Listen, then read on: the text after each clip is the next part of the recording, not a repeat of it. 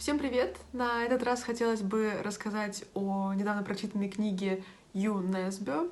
Я прочитала третью книгу в серии, она называется «Красношейка» и, собственно, готова поделиться своими впечатлениями. Для начала хотелось бы сказать о минусах, если их так можно назвать, каких-то сложных моментах книги, и в первую очередь об обилии имен, которые я особенно сильно заметила именно в этой части серии о Харри Холле, поскольку местами их было действительно трудно запомнить.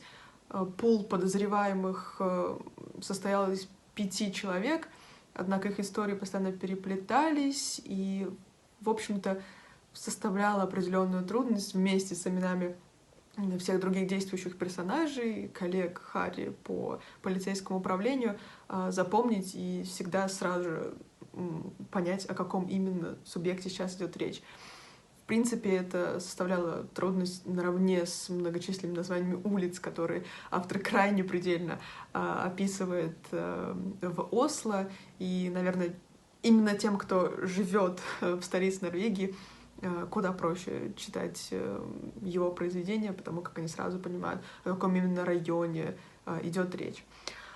Кроме того, с самого начала книги вам, скорее всего, придется продираться, как это было в моем случае, по крайней мере, продираться через первую, наверное, треть, может быть, первую четверть, когда идет достаточно кусочечное такое повествование, один эпизод из одной эпохи, другой из другой, еще один от другого абсолютно лица.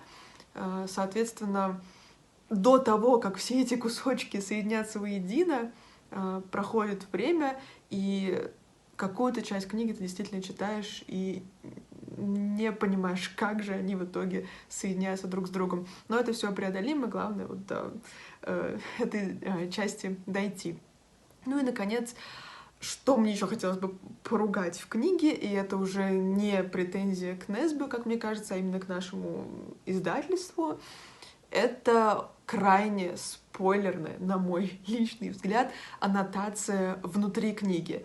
То есть не та, которая на заднике, а та, которая, когда вы книгу только открываете. В общем-то, на ней были описаны события, которые произойдут в доброй первой половине книги, включая то, что один из достаточно существенных героев умрет. Это все-таки знак какой-то некачественно проделанной работы. Если вы заметили, даже в своих рецензиях я стараюсь как можно больше, если это о художественной литературе идет речь, как можно больше рассказать о каких-то сторонних моментах, чем соспойлерить сюжет, в отличие от публицистической литературы, от научпопа, где мне хочется рассказать вам о каких-то умных, интересных мыслях, которые я оттуда вычитала.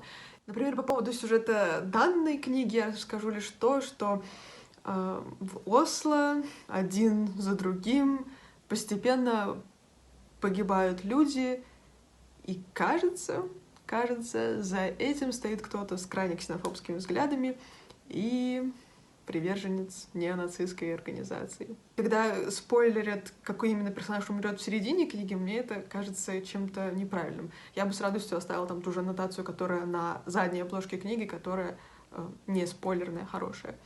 Что же касается плюсов, я однозначно могу сказать, что книги Несбё идут по возрастающей, в моих оценках, по крайней мере.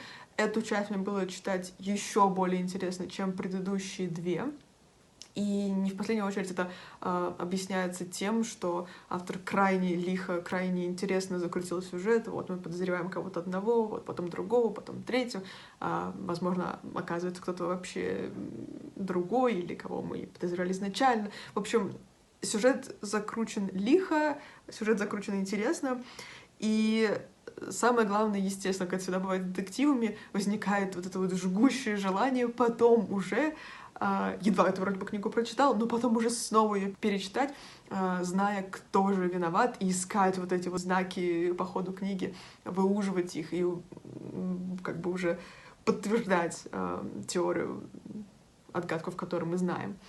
Ну и, наконец, для меня большим таким фактором, плюсом в данной книге стало то, что были моменты, которые, когда я перечитываю, я даже останавливаюсь и перечитываю их заново именно из-за того, как я волнуюсь за действующих персонажей в данный момент, и я настолько боюсь той участи, которая их сейчас в следующем абзаце постигнет, что я перечитываю абзац заново, чтобы как-то немножко подготовить себя к тому, что происходит дальше. И настолько велик саспенс, настолько велико напряжение, что, да, однозначно книга получает заслуженную оценку в 5 баллов от меня. Было интересно, что там есть такой значительный русский сегмент, именно потому что книга отбрасывает нас назад к временам, часть книги, точнее, отбрасывает нас назад, к временам Второй мировой войны, в частности, к тому, что происходило там на Ленинградском фронте со стороны норвежских солдат, воевавших на стороне сил оси. Поэтому, да, рекомендую вам читать, если любите детективы, если уже начали серию Ю Несби, данную о Харри Холле, читать, то однозначно рекомендую. Возможно, зайдет даже тем, кто предыдущие книги не читал, а понравилось описание именно этой.